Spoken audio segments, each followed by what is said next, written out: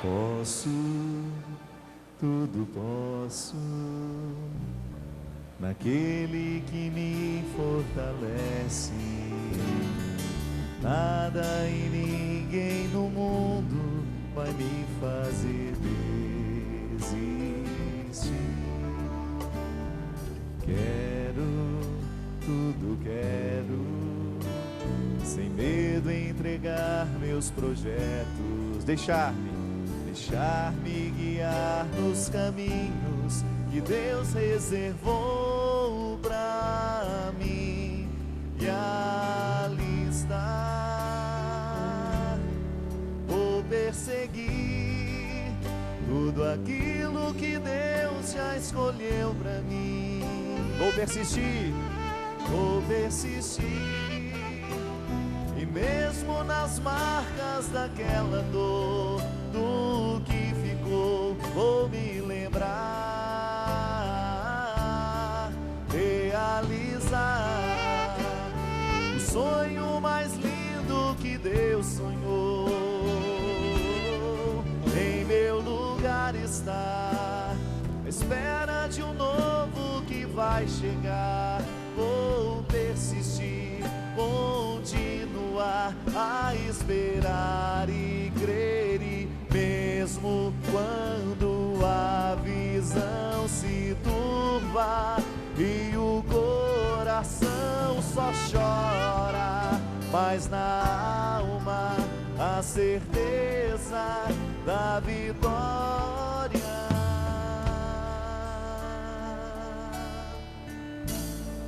Posso, enquanto isso vamos sentando, todo mundo assentadinho, naquele que me fortalece. Vamos lá, gente, vamos assentando. Nada e ninguém no mundo vai me fazer desistir. Quero, tudo quero, sem medo entregar meus projetos, deixar-me guiar nos caminhos que Deus reservou pra mim. E ali está, todo mundo sentado agora, vamos lá? Vou perseguir tudo aquilo que Deus já escolheu pra mim. Vou persistir, e mesmo nas marcas daquela dor, do que ficou, vou me lembrar, realizar o sonho mais lindo que Deus sonhou. Em meu lugar está, à espera de um novo que vai chegar. Vou persistir, continuar a esperar e crer, e mesmo quando a visão se turva e o coração só chora, mas na alma a certeza da vitória. Eu vou sofrendo, porque não tem outro jeito, né?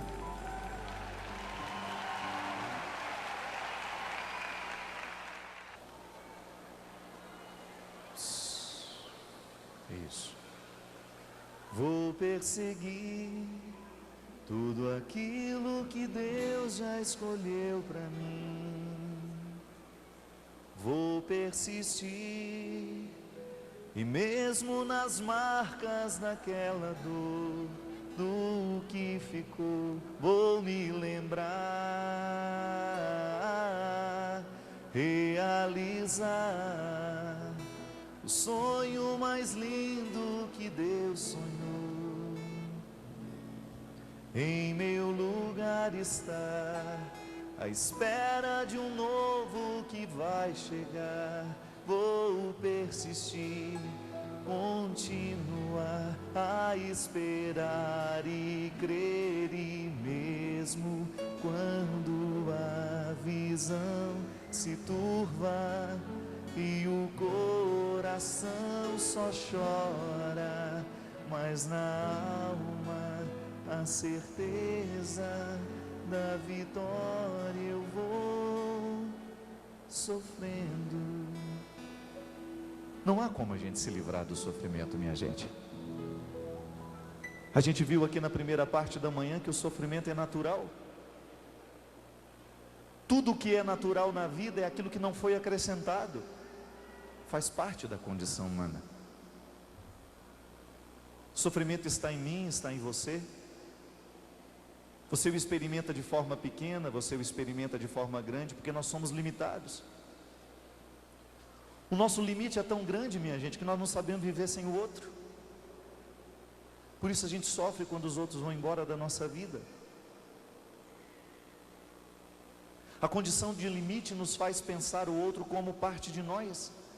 Eu, porque sou limitado, porque tenho limites, eu preciso amar. Isso é tão lindo, minha gente. O amor nasce do limite. Quando a gente reconhece que a gente não dá conta da vida sozinhos. Talvez seja por isso que dói tanto no coração da gente no momento em que a gente é traído por quem a gente ama. Talvez seja por isso que doa tanto no coração da gente no momento em que a gente trai quem a gente ama, porque quando eu sou traído, eu fico ainda mais limitado. O amor do outro me faz viver a experiência do complemento. Eu me torno maior porque você me ama. E eu fico maior quando eu amo alguém. Por isso que o sofrimento é natural quando as pessoas vão embora da nossa vida. Por isso a gente sente tanta saudade. A gente sente tanta saudade das pessoas que são especiais na nossa vida. A saudade é uma concretização do limite. Eu sinto tanto a sua falta.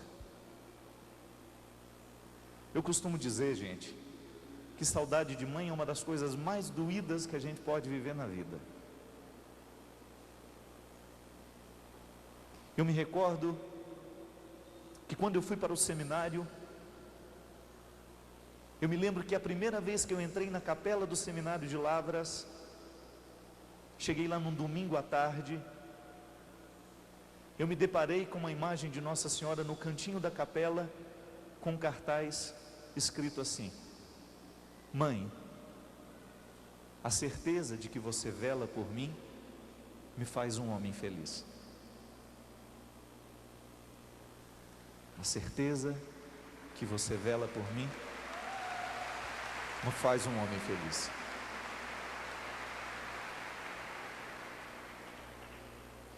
Eu chorei tanto naquela hora. Era o primeiro dia longe da minha mãe, a primeira vez na vida que eu me afastei dela. E aquela mensagem de Maria me fez experimentar na carne o quanto que é difícil estar distante da mãe e saber que ela vela por mim, o complemento que me falta.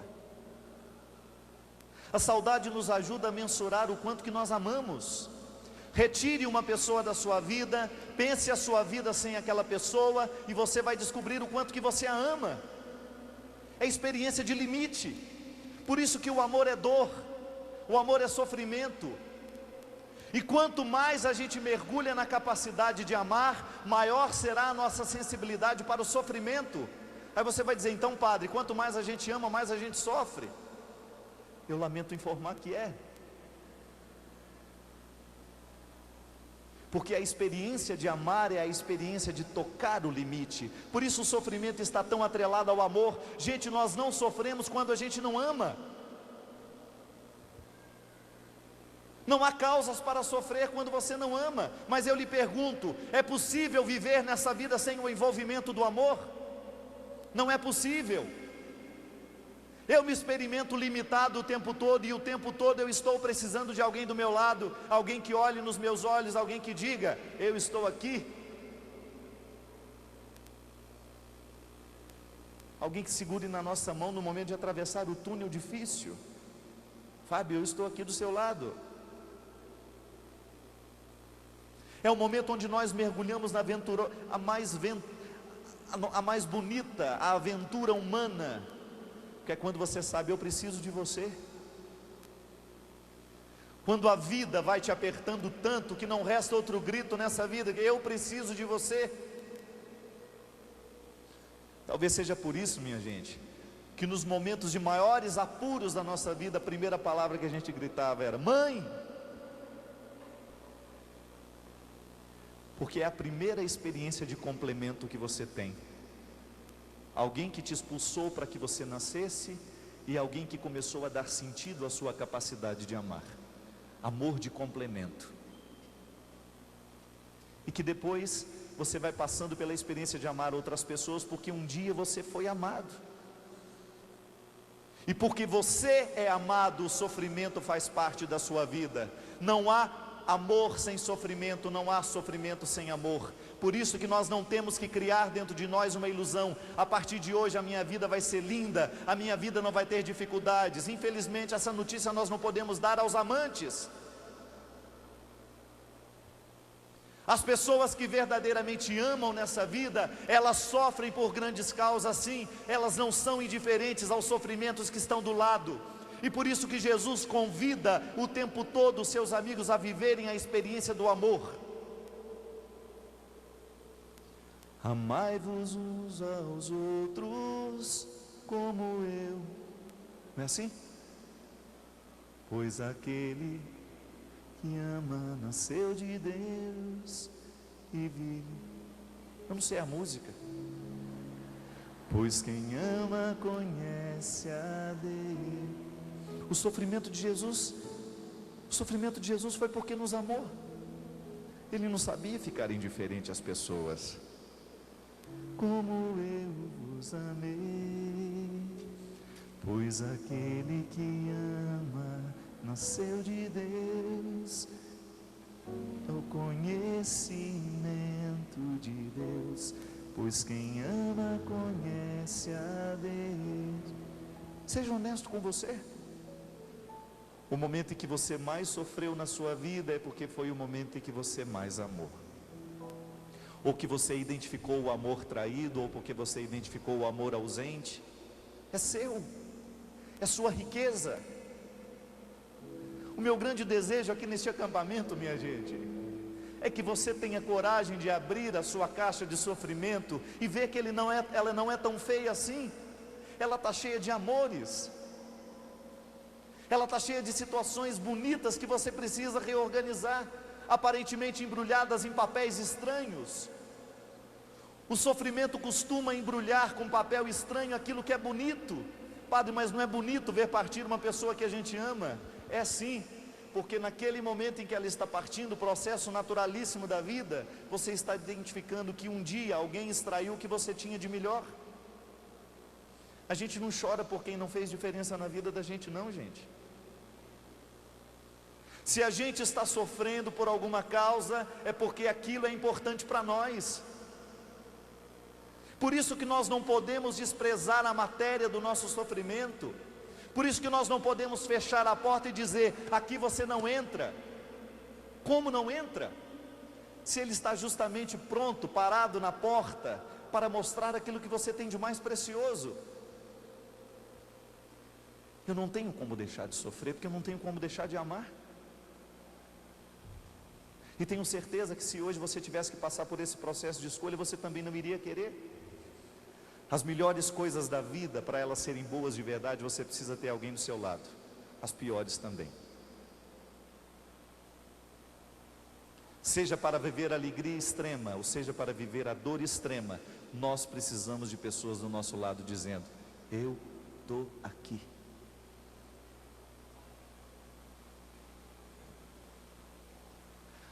Eu não tenho como mudar esta perspectiva. Você não tem como mudar. O sofrimento nasce do limite. O limite nos esbarra o tempo todo. Seja porque foi traído, seja porque traí, seja porque tem ciúme, porque sou ciumento, porque quero aprisionar, porque sinto dor. O limite está aqui.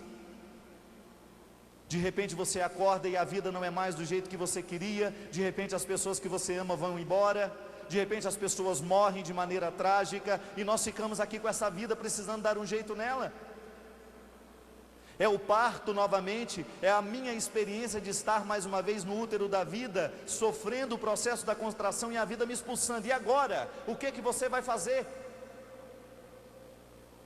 Aí chegamos ao primeiro ponto. Eu não posso mudar o fato de ter que sofrer. Você não pode mudar o fato de você ter que sofrer. Então aí nos vem uma pergunta. Se eu vou ter que sofrer nessa vida, então eu preciso descobrir como sofrer. Não é tanto o porquê sofrer, mas como sofrer. Quantas vezes você se pergunta: meu Deus, por que eu estou sofrendo tanto assim? E você chega a alguma resposta? Nem sempre. Nem sempre nós encontramos respostas para as causas do nosso sofrimento. Nem sempre nós conseguimos chegar à resposta do porquê que a dor bateu à nossa porta. Agora eu pergunto para você: se você não pode chegar à resposta, ou se até mesmo chegar à resposta não adianta muita coisa, não alivia o sofrimento que você sofre, qual é a outra pergunta que você pode fazer? Eu não tenho como mudar a dor, ela está aqui, bateu a minha porta. Então agora eu preciso descobrir como sofrer. O meu livro hoje é cheio de histórias, gente. Ele está cheio de histórias. Alguns nomes são verdadeiros, outros não. As histórias são todas verdadeiras. Algumas pessoas eu quis preservá-las, todas autorizaram as histórias. Há alguns anos atrás, eu tive a oportunidade de conhecer uma mulher chamada Maria Clara. Um domingo à tarde, ela estava com toda a família dela. Ela tinha alguns filhos, acho que eram 3 filhos. Estava na casa do pai, uma casa bonita. Estavam lá para almoçar no domingo. Enquanto o almoço não ficava pronto, as crianças estavam brincando na quadra, próximo da piscina, quando de repente a Maria Clara ouviu um barulho estrondoso, vindo na direção de onde estavam as crianças. Estavam os filhos dela, mais alguns sobrinhos, aquela criançada reunida. E quando a Maria Clara correu para o lugar, a primeira coisa que ela viu é que o muro da propriedade estava caído. Um carro desgovernado bateu naquele muro. Imediatamente, instinto materno, né? Ela começou a procurar os filhos dela no meio das crianças. E ela não encontrou a Laura. No meio de todas aquelas crianças faltava a Laurinha. Uma criança pequena que estava ali no meio das outras. Quando de repente ela ouviu o grito que mudou a vida dela. O sobrinho mais velho disse: tia, o muro caiu em cima da Laurinha.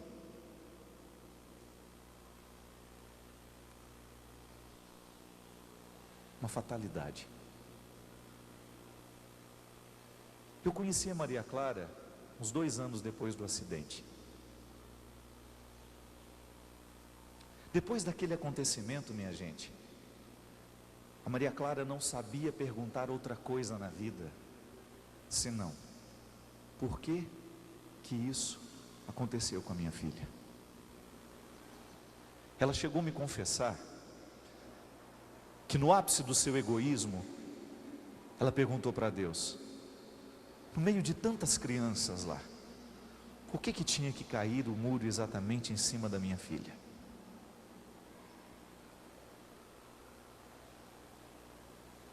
A Maria Clara ficou muda por um tempo, ela não conseguia falar. O trauma foi tanto que ela ficou muda, ela não conseguia conversar. Isso se estendeu por um tempo. E a morte da Laura representou na vida daquela mulher o nascimento de uma pergunta que não tomou conta da vida dela durante uns 2 anos. Ela não conseguia pensar outra coisa na vida senão: por quê? Por que mataram a minha filha de maneira tão trágica? Por que a minha vida foi modificada de maneira tão radical, retirando de mim um ser tão importante, a minha continuidade? E ela foi se alimentando daquela pergunta infértil.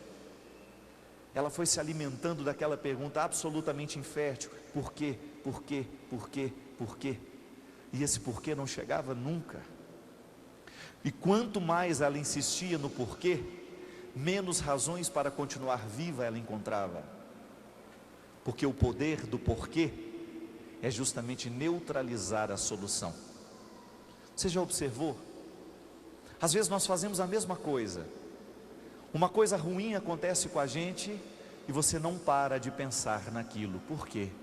Por que comigo? Por que ele fez? Por que aconteceu? O porquê é uma pergunta natural diante da vida.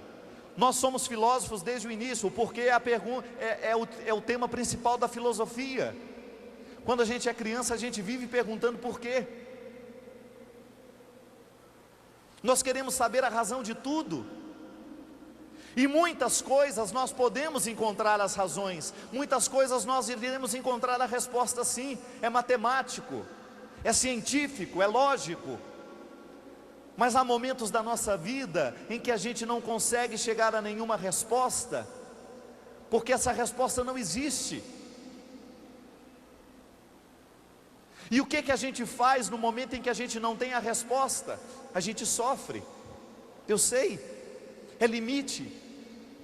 Você não saber o porquê que sua filha morreu de maneira tão trágica, você não saber a razão de seu filho ter morrido de maneira tão trágica, isso coloca dentro de você uma pergunta que lhe faz sofrer. Por quê? Por quê? Por quê? Por quê? Mas o grande problema, minha gente, é que perguntar o porquê não alivia a nossa dor. Você já viu alguma pessoa ser curada perguntando por quê, por quê, por quê? Eu nunca encontrei.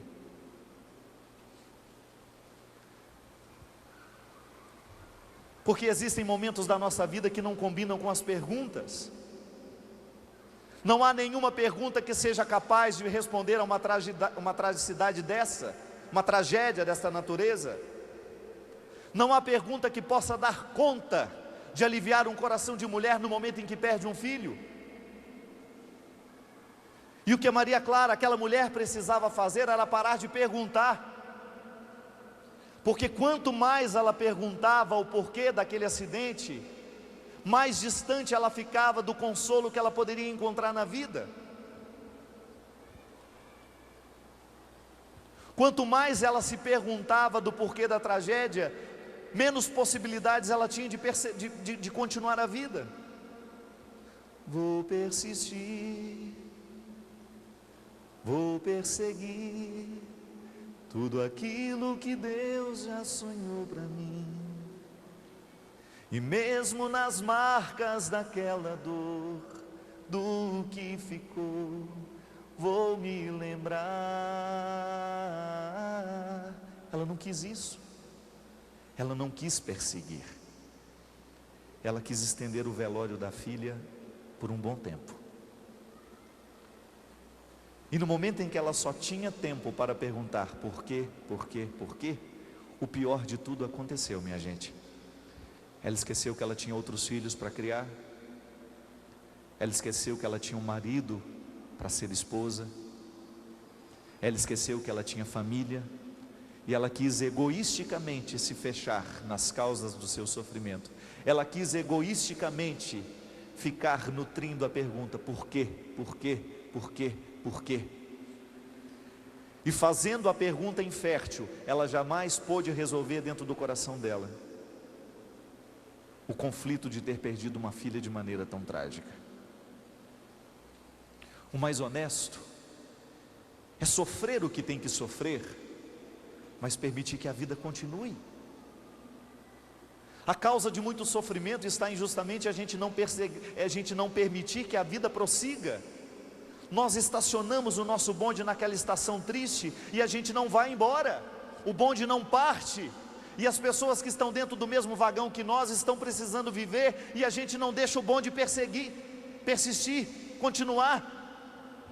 Nós acorrentamos a pessoa no nosso sofrimento, porque a partir do momento em que eu me recuso a superar o sofrimento que me envolve, eu faço sofrer todos os que estão ao meu redor. Porque aqueles que me amam sofrem porque eu estou sofrendo. É por isso que a reação mais justa, mais honesta diante do sofrimento é superação sempre. Vamos organizar o nosso luto, vamos chorar a nossa dor de perder Laura, vamos organizar a nossa tragédia, mas vamos continuar vivendo. Vamos olhar nos olhos de quem ficou, de quem sobrou. Vamos olhar ao nosso redor e descobrir os motivos pelos quais ainda a gente pode continuar a vida. O sofrimento que visita o nosso coração não pode ser causa de ruína para nós, ele tem que ser causa de ensinamento. Gente, há uma estatística tristíssima que mostra que casais, quando perdem os filhos, algum tempo depois se separam. Alguns meses depois, boa parte dos casais que perdem filhos se separam. Qual é a causa dessa separação? Muitas vezes a incapacidade de administrar o luto. Desarruma tanto a nossa casa que a gente não sabe mais o que fazer com ela agora. Minha gente, e o que me assusta, sabe o que é? É que desde quando nós nascemos, ninguém prometeu que a nossa vida seria fácil.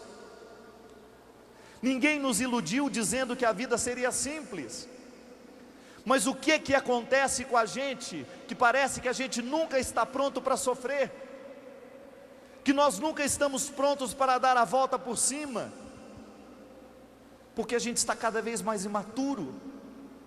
A imaturidade está prevalecendo tanto, nós estamos nós somos anões muitas vezes, afetivamente, psíquica. Nós crescemos no tamanho, mas a gente não cresce na capacidade de estabelecer o pacto com a vida, aconteça o que acontecer. E nisso está aquilo que eu dizia na primeira pregação de hoje. A gente identifica as pessoas interessantes no mundo à medida em que a gente descobre gente que foi capaz de superar essas coisas todas e permaneceu de pé. Maria só é grande porque ficou de pé. Em nenhum momento ela se curvou, em nenhum momento ela permitiu que a vida a sepultasse antes da hora. Estava de pé.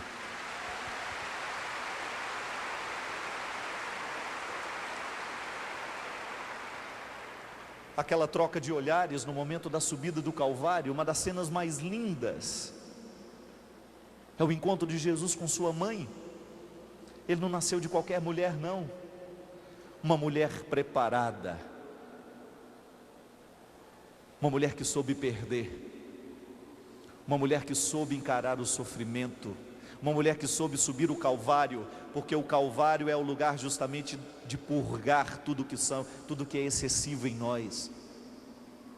Mas naquele momento, aquela mulher não soube. A Laura morreu e ela quis morrer junto também.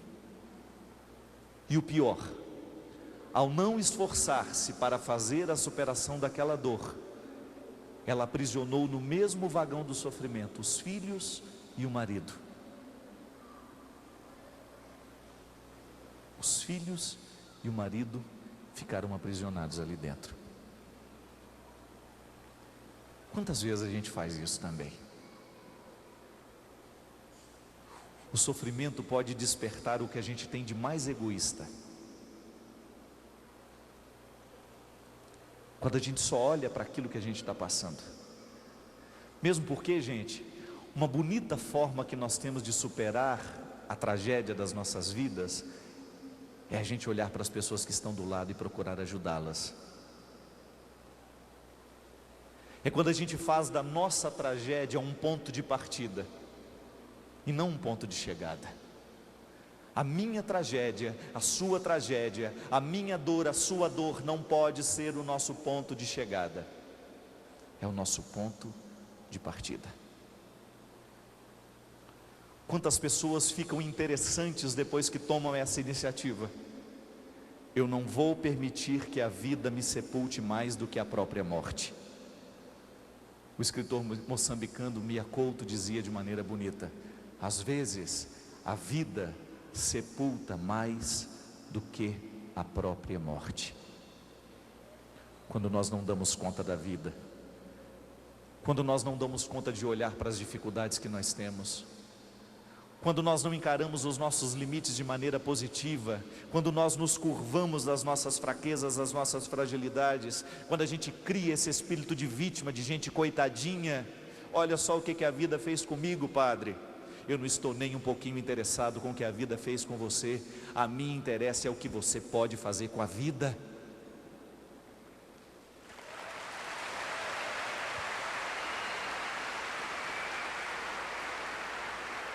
O que a vida fez com você, me desculpe, eu não tenho como mudar. E eu não encontro ninguém nessa vida que seja capaz de mudar o que a vida fez com a gente. Isso é passado. Eu não tenho como levantar o muro. Eu não tenho como evitar a tragédia. Eu não tenho como fazer o tempo voltar e aquele muro continuar de pé e Laura viva. Quem me dera se eu tivesse esse dom. Você não tem como mudar o seu passado. Você não tem como mudar o que te aconteceu. Estamos todos nós aqui, cada um com marcas profundas de sofrimentos passados, de coisas que aconteceram há mais de 20 anos e que ainda estão nos levando no cabresto ainda hoje. Se não compreendido de maneira correta, minha gente, o sofrimento se transforma em cabresto. Aquela corda que vai puxando o animal, dando a direção para onde o dono quer. O cabresto no cavalo firma nas duas partes da cara. Se eu quero que ele vire à direita, a corda prende na direita. Se quero que vire à esquerda, prende na esquerda. Só de tocar na cara do cavalo, o cabresto, ele já sabe para onde tem que ir. Quanta gente sob o cabresto do sofrimento há mais de 20, 10, 30 anos, porque não foi capaz de reassumir a autoria da própria vida no momento da dor. Quis ficar perguntando por quê, por quê, por quê, por quê, por quê. E volto a dizer, muitas vezes nós não chegamos à resposta, é porque a gente ainda não fez a pergunta certa. Muitas vezes nós ficamos na resposta equivocada, na pergunta equivocada, e nós nunca vamos chegar à resposta, porque a sabedoria nos ensina que ao invés de perguntar, por que eu estou passando por isso?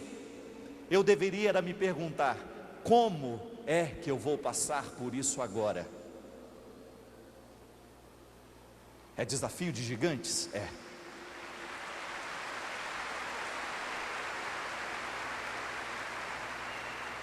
É desafio para gigantes? É sim. Mas ninguém nos prometeu que seria fácil. Se a gente quiser ser gente, minha gente, nós precisamos ter coragem, nós precisamos olhar essa vida de frente. Chega de gente fracassada. Chega de gente indisposta para assumir a vida.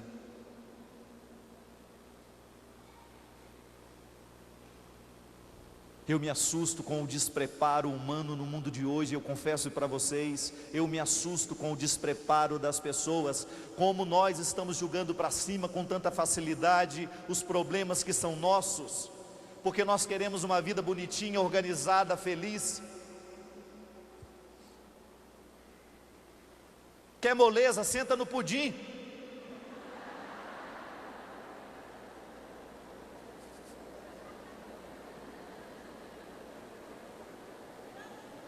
Não há possibilidade de virar gente sentado no pudim. É na dureza do chão. Quando você acorda com aquela cara toda amarrotada, que ele está parecendo uma bruxa que caiu da última vassoura que voou. Meu marido me traiu, padre. Tá certo, ele te traiu. Traições vão acontecer na vida de todo mundo. Quem não foi traído nessa vida? É igual outro dia encontrei, eu achei tão bonitinho. Eu nem era padre ainda, eu morava em Santa Catarina. Encontrei um senhorzinho, 86 anos. Ele chegou num choro para conversar comigo. Eu era fráter na comunidade em que ele morava. E eu tinha participado há uns meses atrás dos 60 anos de casamento dele. Aquele senhorzinho me abraçou num choro e falou assim: padre, a minha mulher me largou. E eu levei um choque na hora. Meu Deus, será que largou por quê? Prazo de validade, né? Eu pensei, venceu. Aí eu falei: mas seu José, pelo amor de Deus, por que ela largou o senhor? Eu traí. Aí eu olhei para ele assim, fiquei imaginando o que ele poderia ter feito que traiu, né? Eu não consegui imaginar nem um movimento ali naquela criatura. Nem um movimento de traição era possível, eu pensava, né? Eu falei: meu senhor José, pelo amor de Deus, o senhor traiu como? E já dei uma olhada nessa região do meio, né? Aí ele virou: pois é, padre, a minha desgraça está aí. Não cheguei nem a trair direito, mas ela viu. E ele estava tão inconsolado, gente, que ele virou e falou assim: padre, há 86 anos que eu estou do lado dessa mulher, eu a amo com todas as forças da minha vida, padre, mas foi um vacilo. Eu nunca traí a minha esposa, padre. Eu nunca traí a minha esposa, e nesse vacilo que eu tive, ela viu. Foi com a empregada lá em casa. Fiz uma gracinha, ela pegou. Naquele meu descontrole daquela hora, padre, eu não sabia nem o que eu estava fazendo, e ela não quer mais eu. E aí, minha gente, esse homem chorava. E aí ele me ensinou uma coisa que nunca mais na minha vida eu esqueci. Ele me disse assim: sabe o que mais me dói, padre? É saber que os meus 60 anos de fidelidade valeram menos do que 5 minutos de traição.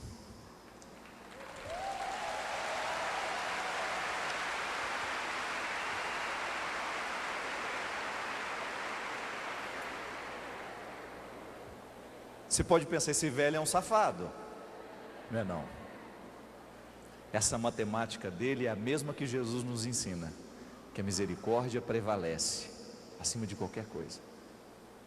E quando eu chamei aquela senhorinha para conversar,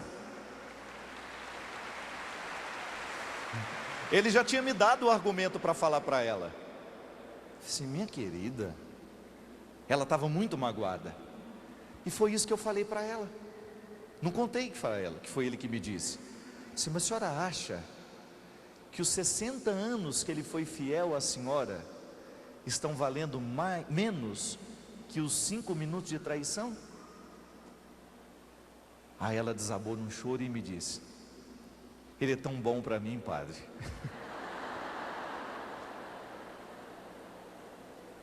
Minha gente, muitas vezes a traição do outro só pode ser resolvida com essa matemática.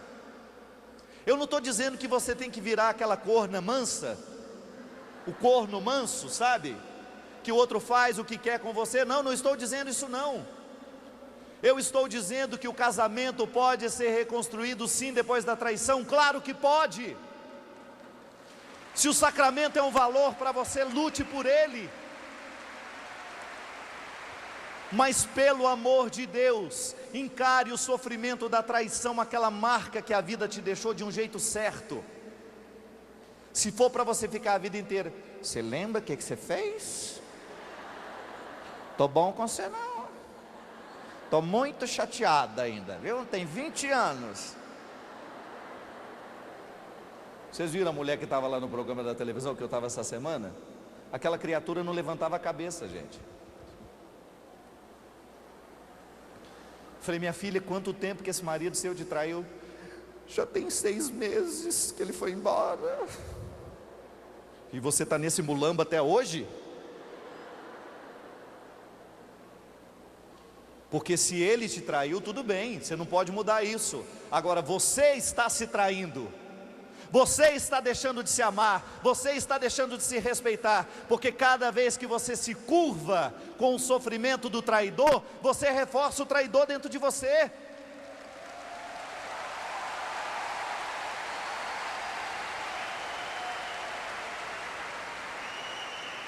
Quanto sofrimento afetivo dentro de nós, gente, porque nós não somos capazes de julgar os restos dos lixos que o outro deixou em nós.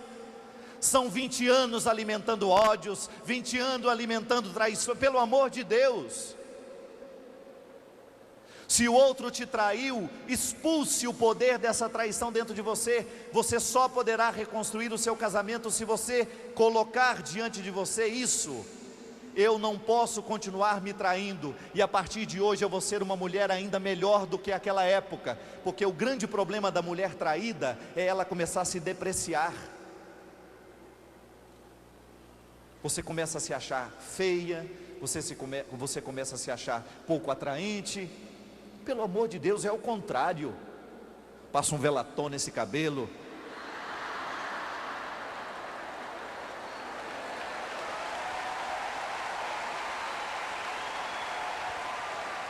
Não fica com essa cara de cachorro que caiu da mudança.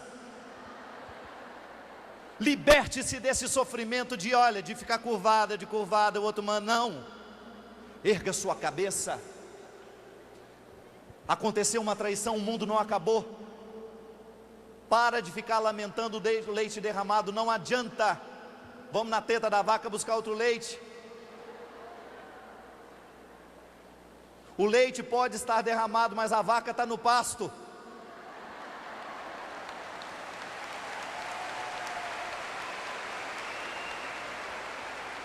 Se você descobre que é um valor esse casamento, corre atrás, sofre pela causa certa.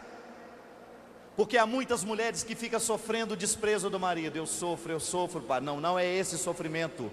Perdoar é um sofrimento que verdadeiramente vale a pena, sabe por quê? Porque ele te reconstrói. A melhor forma que você tem de vingar de um marido traidor, não é traindo ele não, é você ficando melhor do que você já era.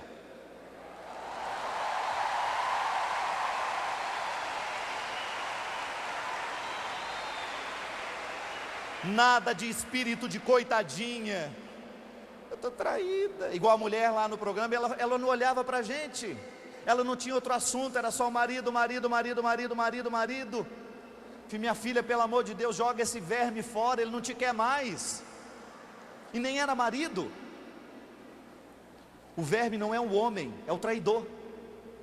Ela não conseguia enxergar o homem mais, ela só via o traidor. Se você continuar resguardando este ódio de traição, esse sentimento de ter sido julgado fora, para com isso. Lava essa cara, levanta essa cabeça. Porque todo mundo que anda curvado costuma ficar corcunda com o tempo. Não queremos vítimas, nós queremos gente que saiba encarar. Fui traída, padre. Encarei a traição no meu casamento, mas eu não me traí. Quem me traiu foi ele. Eu não permiti que a traição virasse minha. Não, isso você não tem o direito. Não tem o direito. Quantos sofrimentos afetivos, gente, porque a gente foi desprezado, o outro não nos quer mais. Tá certo, o outro não me quer, mas eu tenho que me querer.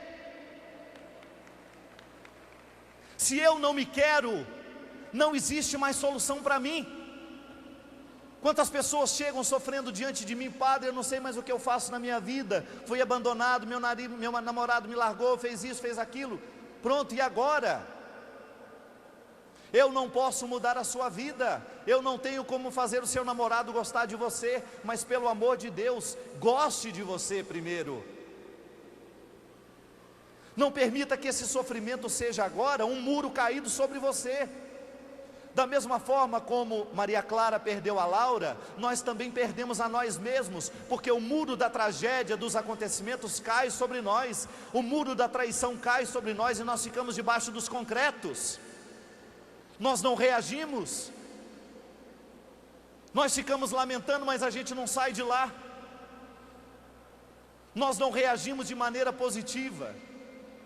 Minha gente, eu não sei se você assistiu a abertura das Olimpíadas, mas na hora que entrou a delegação chinesa, entrou aquele aço da NBA, que eu não sei o nome dele, que é um jogador altíssimo, que joga nos Estados Unidos, na liga de basquete principal dos Estados Unidos, e ele é chinês, e ele entrou levando a bandeira da China, 2,20 metros, eu acho, enorme, e do lado dele tinha uma tampinha de gente.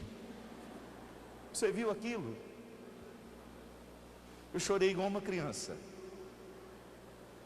Aquele garotinho, eu não sabia quem era. O sorriso daquele garoto, ele batia aqui no jogador. E aí a repórter que estava narrando disse: e ao lado do grande astro do esporte chinês no mundo de hoje, está vindo o garotinho, que é esse nome que a gente não sabe falar, que sobreviveu ao terremoto. Ele ficou soterrado quase uma semana na escola em que ele estava, com todos os coleguinhas de classe. E sabe por que ele estava entrando lá, gente? Porque ele era um herói. Foi ele que salvou todos os coleguinhas dele. Sabe como? Ele não deixou os coleguinhas se desesperarem. E no tempo em que eles estavam soterrados, eles cantavam, motivados por ele.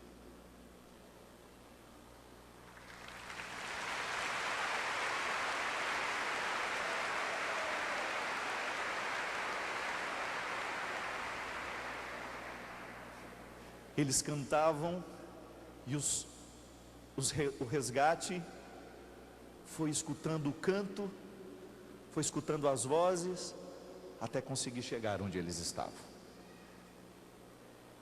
Aquele menino fez a diferença no mundo, sabe por quê? Porque na hora da dor, ao invés de chorar e lamentar, ele resolveu cantar. Ele buscou o canto no mais profundo do coraçãozinho dele. Certamente aquele menino deve ter sido muito preparado. A pouca idade, os 9 anos de idade, já foram o suficiente para fazer dele um ser humano diferente. Ele certamente deve ter aprendido isso com a mãe, com o pai. No momento da sua dificuldade, meu filho, não desista. No momento em que o muro cair sobre você, no momento em que o concreto tentar te sepultar, não permita. E mesmo que você não tenha condições de sair sozinho, cante para que alguém te escute. Eu confesso para vocês que aquela cena era poética aos meus olhos. Aquele homem imenso do lado de um naniquinho. E eu pergunto para vocês, depois que você sabe da história e você entrar na internet para ver a foto, se você vai ficar curioso, eu lhe pergunto, quem é o gigante nessa história?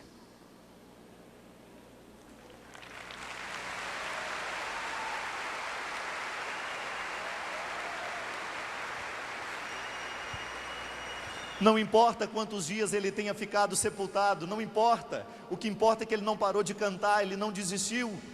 A mesma coisa Deus quer nos dizer hoje. Não importa quanto tempo você tenha ficado sepultado, não importa quanto tempo quantas coisas tenham caído sobre você, quanto tempo você tenha alimentado esse sofrimento desordenado do ponto de vista afetivo, não importa quanto tempo você deixou de se amar. O que importa é que hoje você pode cantar, e que hoje você pode reiniciar um tempo na sua vida, porque Deus, ao curar o nosso jeito de interpretar o nosso sofrimento, Ele muda o que a gente tem de mais profundo.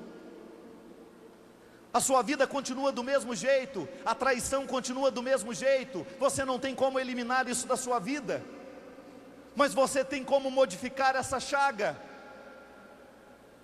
Você neutraliza o poder do traidor dentro de você, você neutraliza o poder do desprezo dentro de você. Muitas chagas afetivas que nós temos, elas são alimentadas justamente com o ódio que a gente faz questão de fazer. É como se nós apertássemos uma ferida e não permitíssemos que ela cicatrizasse. Chega.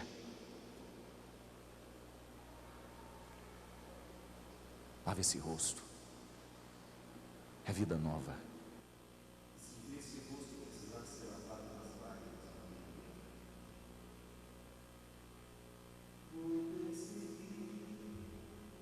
tudo aquilo que Deus já escolheu para mim, vou persistir,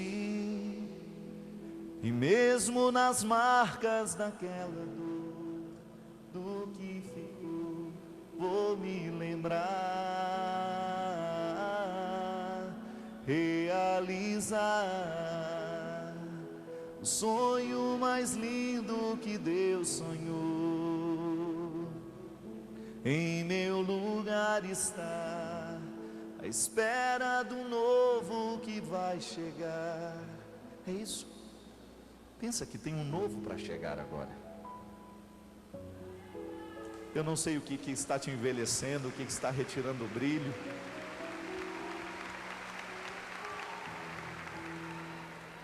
Eu não sei o que ficou antigo dentro do seu coração. Pode ser que você sinta assim, ó, miudinho. Miudinho, miudinho, miudinho. Gigante. Pode ser que você esteja amedrontado com o tamanho da vida, o tamanho do problema que você viveu. É simples, minha gente. Modifica o jeito como você olha para você. Às vezes o que Deus precisa curar não é o outro, não é o seu marido que precisa ser curado da infidelidade, é o jeito como você se enxerga como mulher. E quem sabe, você voltando a se amar, você voltando a querer-se bem, você resgate aquilo que você perdeu na vida. Vou perseguir tudo aquilo que Deus já escolheu para mim. Vou persistir, e mesmo nas marcas daquela dor, do que ficou, vou me lembrar, realizar o sonho mais lindo que Deus sonhou. Em meu lugar está, à espera do novo que vai chegar.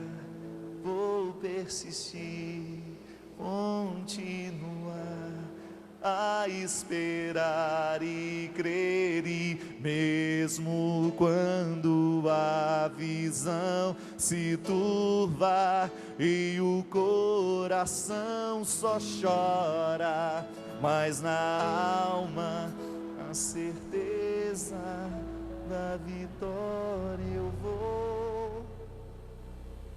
Sabe o que eu fico pensando? É o quanto que aquele menininho debaixo dos concretos precisou desafiar-se a si mesmo. Quantas vezes o coração dele deve ter vivido isso? Não vai chegar ninguém. Quantas vezes ele deve ter passado pela tentação de parar de cantar? Quantas vezes ele também deve ter tido a tentação de se unir ao desespero dos outros, à desesperança dos que estavam do lado? Porque na hora da desesperança, gente, o que tem mais é gente puxando a gente para trás. O que a gente mais encontra na vida é gente que nos puxe para trás. E ele, tendo que olhar nos olhos dos desesperançosos e continuar alimentando a força do seu canto, porque ele não desistia. Mesmo a morte estando tão presente, chegando tão próxima, mesmo a morte ameaçando de maneira tão cruel, tão concreto em cima dele, ele não desistiu. Oh, minha gente, se esse menino não pode nos ensinar alguma coisa, então eu não sei mais o que aprender. Eu não sei se há alguma coisa a nos ensinar mais do que isso. Uma criança debaixo do concreto tentando encontrar o sentido da vida.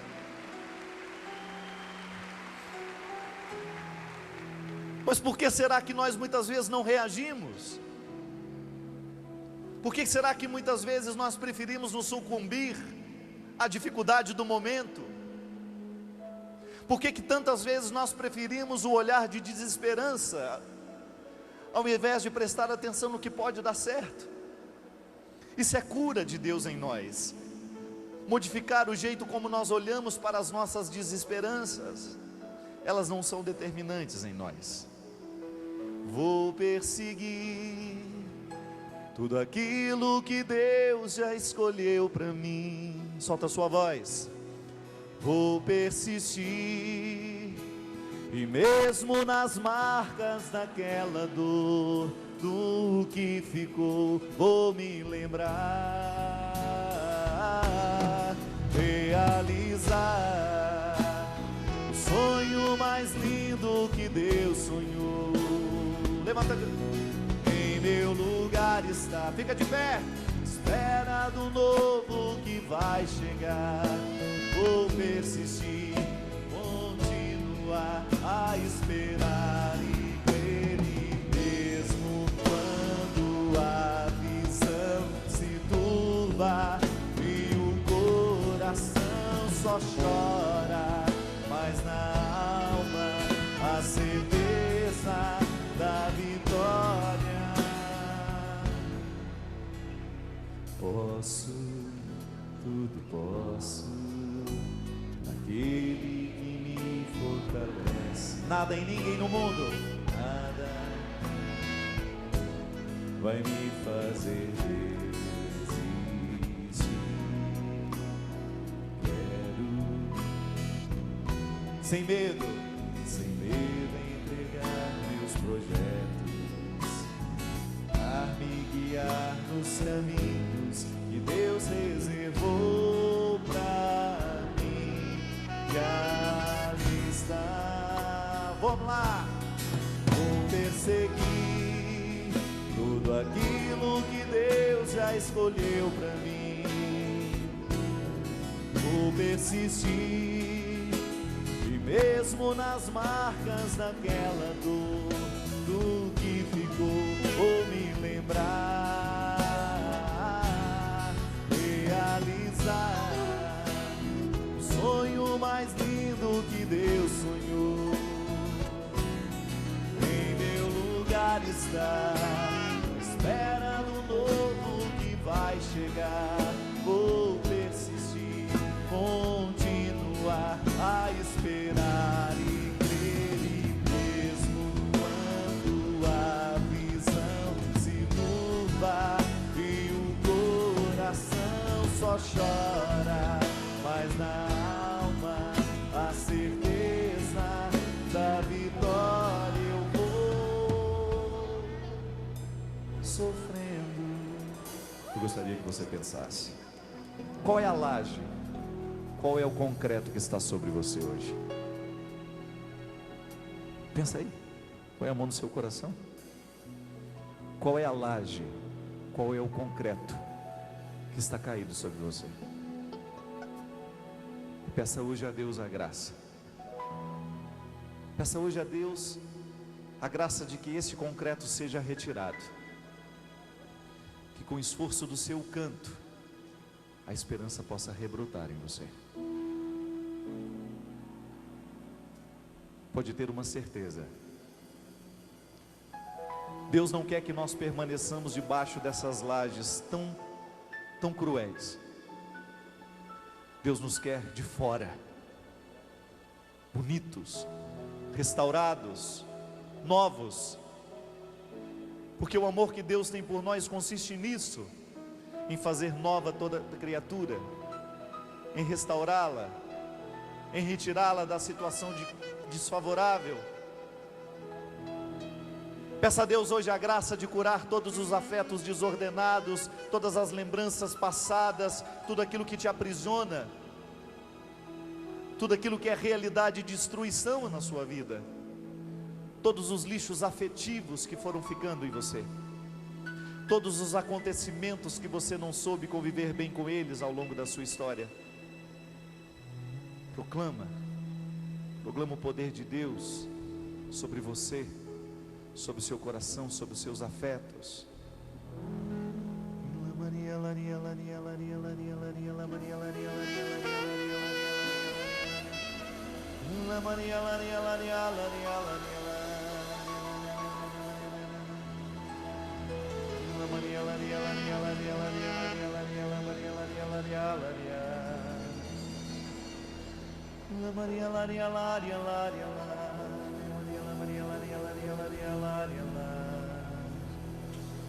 Vou perseguir tudo aquilo que Deus já escolheu para mim. Vou perseguir persistir, e mesmo nas marcas daquela dor, do que ficou, vou me lembrar, realizar o sonho mais lindo que Deus sonhou. Em meu lugar está, à espera do novo que vai chegar. Vou persistir, continuar a esperar, e Ele mesmo, quando a visão se curva e o coração só chora, mas na alma a certeza da vitória. Quem quer sair daqui vitorioso hoje? Quem quer proclamar essa vitória de Deus sobre os afetos hoje? Então canta. Tudo posso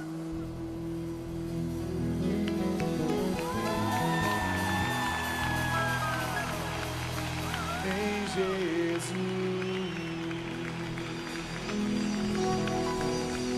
Mais forte!